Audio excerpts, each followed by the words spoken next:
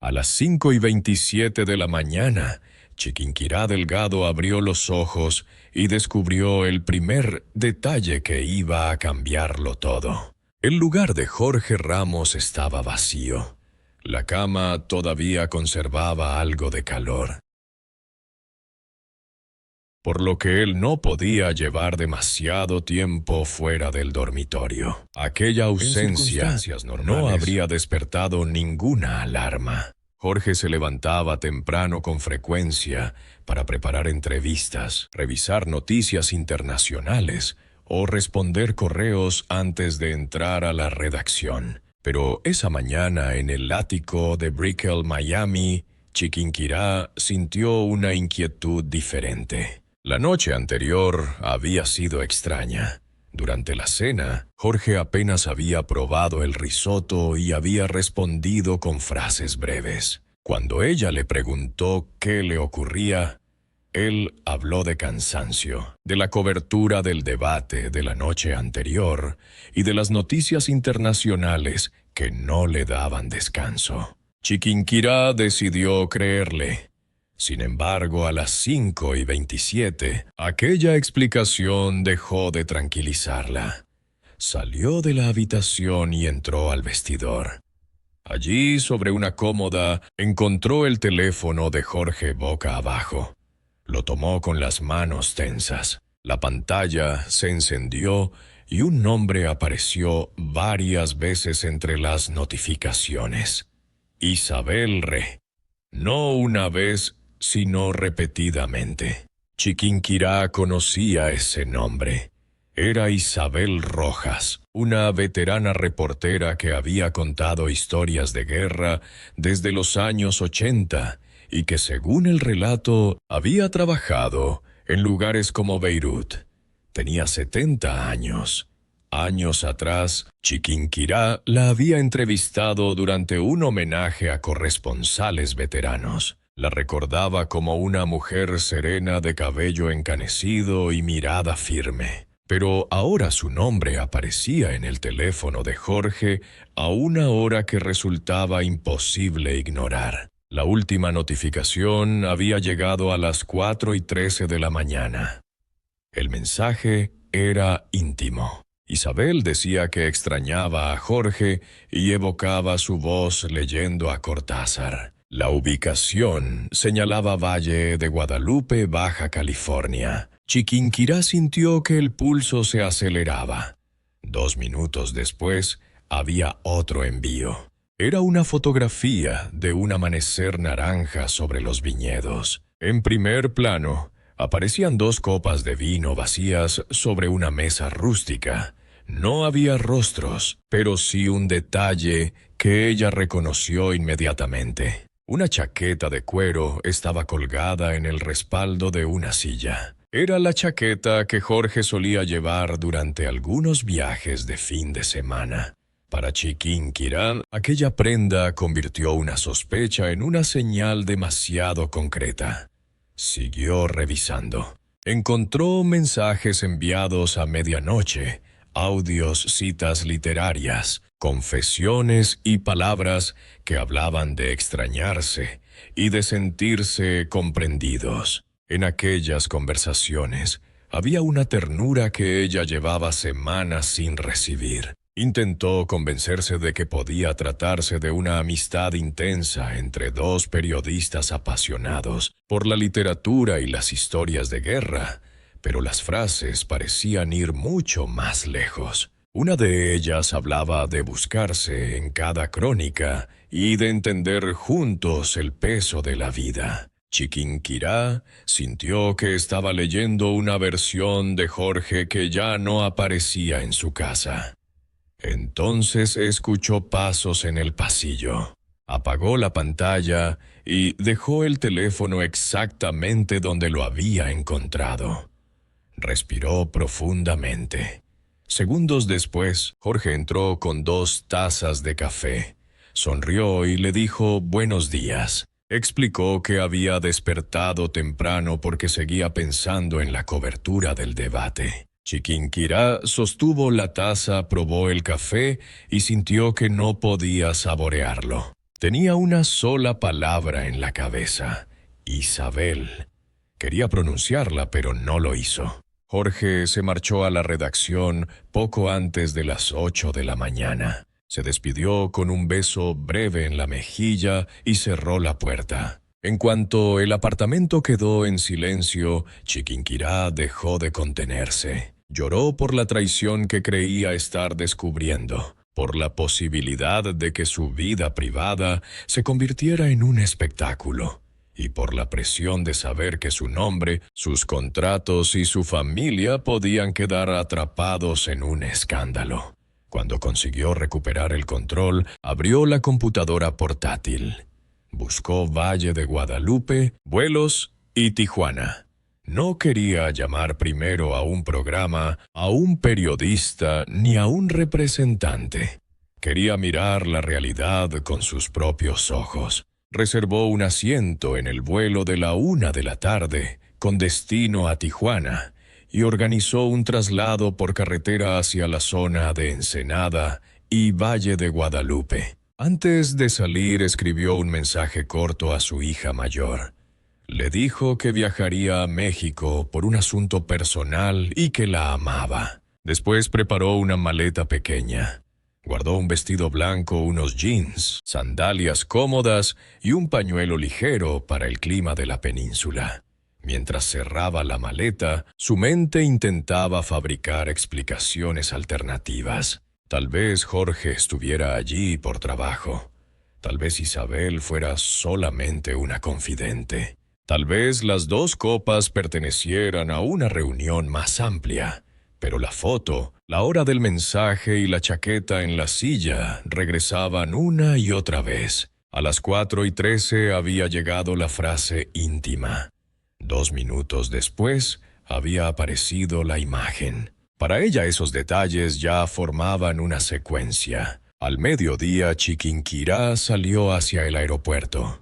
Durante el trayecto no encendió la radio. El silencio la obligó a revisar escenas de los meses anteriores. Recordó la risa nerviosa de Jorge cuando un mensaje interrumpía alguna cena. Recordó su insistencia en viajar solo a ciertos foros de periodismo. Recordó la forma en que guardaba el teléfono en el bolsillo interior de la chaqueta, lejos de miradas ajenas. Ninguno de esos hechos había significado demasiado por separado, pero ahora parecían encajar. El avión despegó a la hora prevista. Durante aproximadamente 2 horas, Chiquinquirá intentó dormir sin conseguirlo. El ruido de los motores no podía apagar las preguntas que se acumulaban en su cabeza. Sacó un cuaderno y empezó a escribirlas. ¿Cuándo comenzó? ¿Por qué a mis espaldas? ¿Por qué ella? ¿Qué parte de nuestra vida era verdadera? ¿Qué ocurrió para que dejaras de hablar conmigo y empezaras a hablar con otra persona de esa manera? Quería llegar preparada. Quería evitar un enfrentamiento dominado únicamente por la rabia. Cuando aterrizó en Tijuana, recogió su equipaje y encontró al conductor que la esperaba. El hombre habló durante parte del camino sobre los vinos de la región y la costa del Pacífico. Chiquinquirá respondió con pocas palabras. La carretera avanzaba junto al océano y luego se internaba hacia los viñedos. Al llegar aproximadamente al kilómetro 75, las filas de cepas empezaron a dominar el paisaje. El coche abandonó el asfalto, tomó un camino de tierra y llegó a un alojamiento boutique situado sobre una colina. Chiquinquirá se registró utilizando un nombre diferente. No quería. Subió a su habitación, dejó la maleta y abrió el balcón. Desde allí podía ver parte de las terrazas privadas del alojamiento. Entonces encontró la imagen que había viajado cientos de kilómetros para comprobar. A lo lejos estaba una mesa rústica. Había copas, y en el respaldo de una silla aparecía una chaqueta de cuero, la misma prenda que había visto en la fotografía del teléfono. 2 figuras estaban sentadas frente a frente. Jorge estaba de espaldas. Isabel estaba delante de él, con el cabello blanco, iluminado por la luz de la tarde. En un momento mientras hablaban, ella acercó la mano y acarició el brazo del periodista. Chiquinquirá se quedó inmóvil. Ya no estaba interpretando mensajes ni observando una fotografía incompleta. Estaba mirando una escena real desde el balcón. No gritó, no llamó a nadie. Se secó las lágrimas que habían empezado a caer sin que lo notara y apretó la barandilla. Después respiró profundamente y salió de la habitación. El camino desde su cuarto hasta la terraza le pareció interminable. Cada paso la acercaba a una verdad que había intentado negar durante toda la mañana. Cuando llegó, Jorge fue el primero en verla. Su rostro perdió el color. Isabel permaneció sentada y levantó la mirada. Jorge intentó decir algo, pero las palabras no salieron con claridad. Chiquinquirá arrastró una silla, dejó la maleta a un lado y miró a los dos. Su primera palabra fue directa. «Explíquenme». Jorge intentó responder que la situación no era exactamente como parecía. Chiquinquirá levantó la mano y lo detuvo. No quería escuchar una frase conocida de cualquier historia de infidelidad. «Entonces dime qué es», le exigió. Isabel fue quien respondió. Dijo que era amor. La palabra cayó sobre la mesa con más peso que cualquier explicación. Chiquinquirá miró a Isabel, una mujer de 70 años, y luego miró a Jorge. La diferencia de edad era sorprendente dentro del relato, pero lo que realmente le dolía no era la edad. Eran los mensajes a las 4 de la mañana. Eran las conversaciones escondidas. Eran los viajes.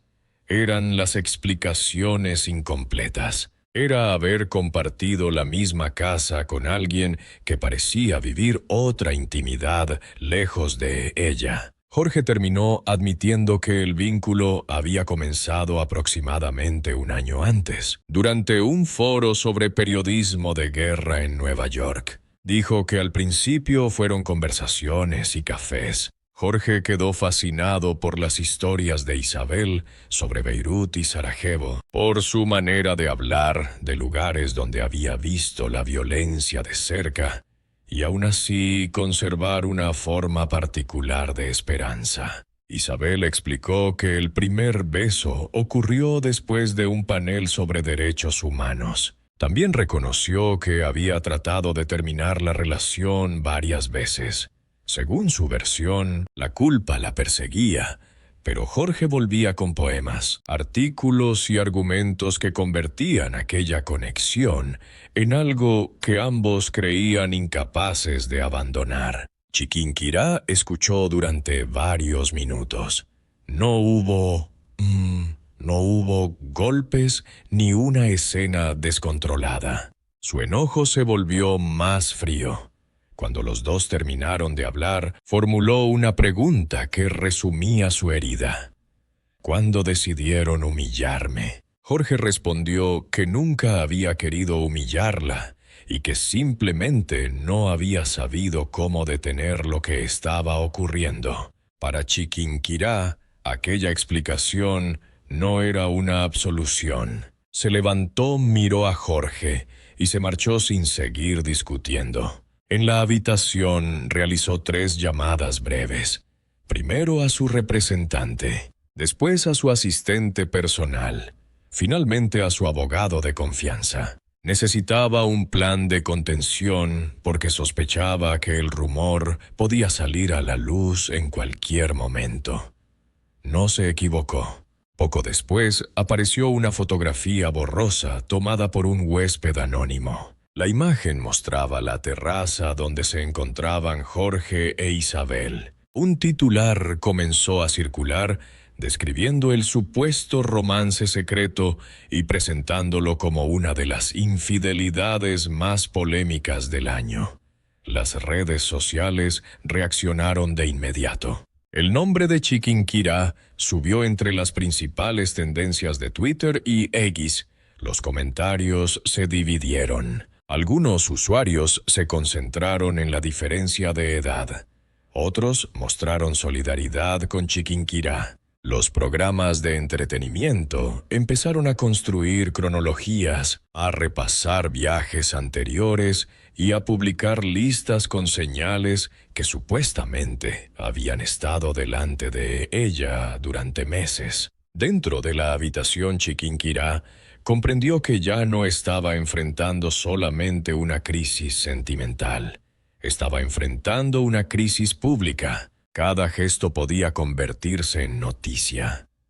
Cada silencio podía ser interpretado. Cada palabra podía tener consecuencias sobre su carrera y sobre sus hijas. En medio de esa presión apareció un recuerdo incómodo. Pensó en una etapa de su propia vida sentimental unos 8 años antes, cuando su vínculo con Jorge había comenzado mientras ella todavía terminaba trámites relacionados con su separación anterior. Esa memoria no justificaba lo que estaba ocurriendo, pero la obligó a mirar la historia con más complejidad. Después, comenzó a preguntarse cuándo se había deteriorado realmente la conexión con Jorge. Recordó las largas ausencias por coberturas relacionadas con la frontera y la migración. Recordó la pandemia cuando ambos podían estar bajo el mismo techo y, sin embargo, trabajar durante horas en rutinas separadas. Recordó el contrato millonario con una plataforma de streaming que había aceptado aproximadamente 6 meses antes y que, según el relato, la obligaba a viajar cada 2 semanas. El matrimonio no se había quebrado de repente en Valle de Guadalupe. Antes habían existido almuerzos cancelados, mensajes sin responder, agendas incompatibles y silencios que se acumularon sin que ninguno de los dos los enfrentara a tiempo. Entonces sonó el teléfono. Era su madre María Antonieta, llamando desde Venezuela. La prensa ya hablaba del escándalo. Su madre preguntó qué había pasado. Chiquinquirá contestó sin rodeos. «Me engañaron, mamá». La respuesta materna fue sencilla. Ahora debía decidir si viviría como víctima o como protagonista de lo que venía después.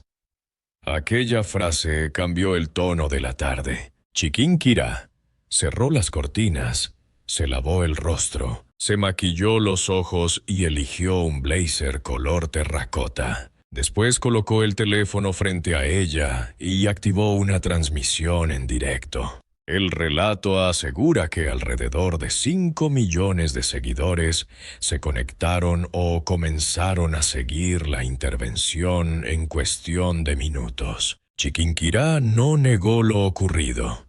Tampoco utilizó el espacio para insultar a Jorge o a Isabel. Dijo que la traición era real dentro de la situación que estaba viviendo, pero dejó claro que no quería convertir su dolor en una campaña de venganza. Durante 15 minutos habló de amor, confianza, distancia, frustraciones y heridas. Reconoció que las ausencias de ambos habían debilitado la relación, aunque insistió en que aquello no justificaba el secreto. También habló de la forma en que la sociedad juzga el deseo según la edad y el género. Para ella, el problema no era que Isabel tuviera 70 años. El problema era que la relación se hubiera construido a escondidas. Al final de la transmisión, Chiquinquirá prometió proteger a sus hijas, cuidar su carrera y no permitir que una traición determinara su valor. Apagó la pantalla.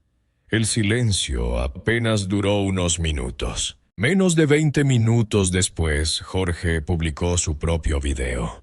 Aparecía en una terraza con los viñedos al fondo. No estaba en un estudio, ni tenía la iluminación habitual de televisión. Su rostro mostraba cansancio.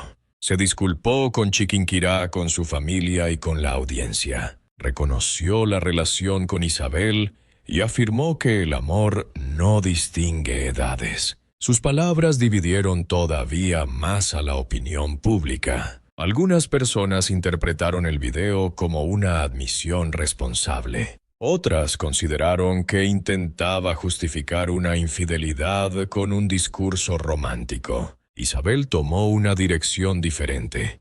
No apareció ante las cámaras. Envió un comunicado breve en el que dijo que no participaría en un espectáculo mediático y que continuaría concentrada en su trabajo mientras asumía en privado las consecuencias de sus decisiones. Los abogados de Chiquinquirá recomendaron regresar a Miami y permanecer en casa, evitar programas de chismes y preparar más adelante una entrevista controlada. Ella decidió hacer algo distinto.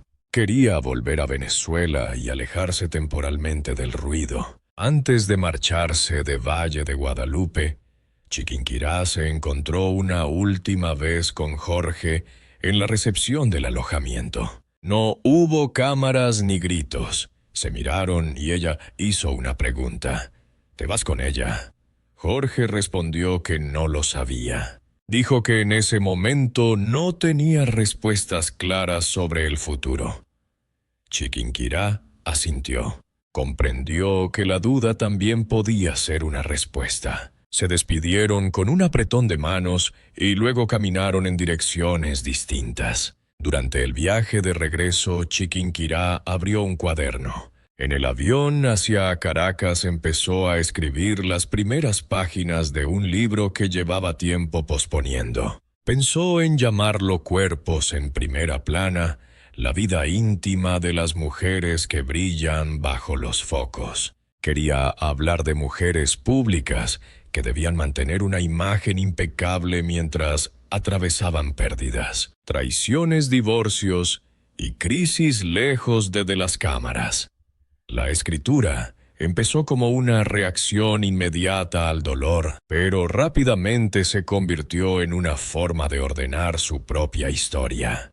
Cuando el piloto anunció el descenso, Chiquinquirá miró las luces alrededor del lago de Maracaibo y entendió que no podía saber cuánto tardaría en sanar, pero sí podía decidir qué hacer con aquello que acababa de ocurrir.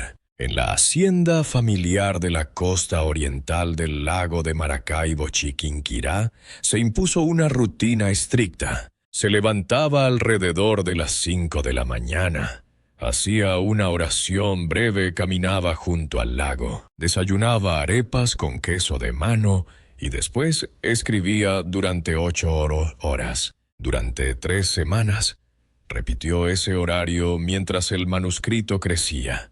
Algunos patrocinadores se retiraron, pero aparecieron fundaciones relacionadas con la salud mental y editoriales interesadas en su historia. También comenzó a participar en reuniones virtuales para una iniciativa llamada Renacer en Pantalla, concebida para apoyar a mujeres periodistas y financiar becas para profesionales en zonas de conflicto. En la 4ª semana recibió un mensaje de voz de Jorge. Él dijo que estaba dispuesto a firmar lo necesario para avanzar hacia la separación, que quería proteger los vínculos familiares y que todavía no sabía si su relación con Isabel tenía futuro. Chiquinquirá escuchó el mensaje y no respondió. Poco después, caminó hasta un viejo muelle frente al lago y quemó una memoria USB donde había guardado fotografías relacionadas con la infidelidad. Para ella, no era borrar lo sucedido, sino dejar de revisar una y otra vez las mismas pruebas. La separación fue comunicada después mediante un texto conjunto breve y sin acusaciones. Más tarde llegó una carta manuscrita de Isabel. En ella, la periodista decía que no quería ser reducida al papel de villana y hablaba de sus propias pérdidas. Según la carta del relato, había perdido a un hijo en Bosnia y a su esposo en Bagdad. Chiquinquirá la leyó 3 veces y respondió con pocas líneas. Dijo que la comprensión podría llegar con el tiempo, pero que por ahora necesitaba distancia. Aquella respuesta no significaba olvidar ni justificar la traición. Significaba empezar a colocarla en el pasado.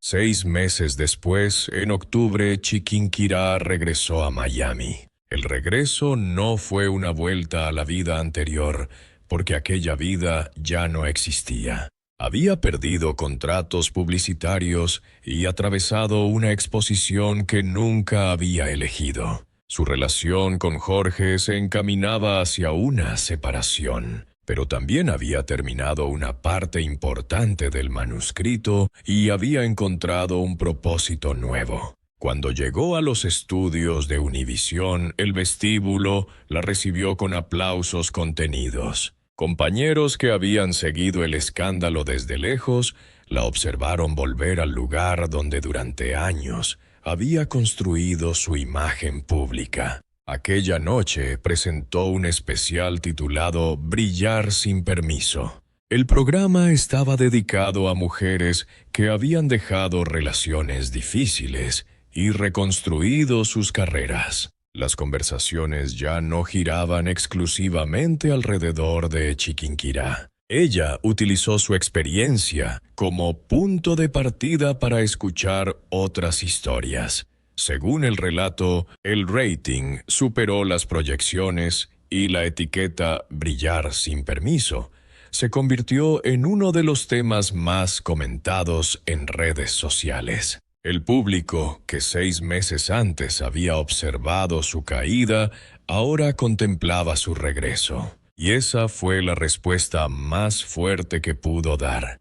No una guerra pública, no una cadena interminable de acusaciones, no, una venganza construida para alimentar titulares. Su respuesta fue reconstruirse. Volver a escribir y volver a trabajar. Volver a mirar a sus hijas sin permitir que el escándalo se convirtiera en el centro de la familia. Volver a hablar con su madre desde un lugar menos quebrado. Volver a aparecer frente a una cámara cuando estuvo preparada. El dolor no desapareció por decreto. La confianza no regresó mágicamente. El matrimonio no volvió a ser lo que había sido. Pero la vida siguió. Y cuando Chiquinquirá recordó por última vez aquella pantalla iluminada en el vestidor de Brickell, ya no vio solamente el comienzo de una tragedia. Vio también el punto exacto desde el cual empezó una reconstrucción que nadie, ni Jorge, ni Isabel, ni los titulares, podía hacer por ella.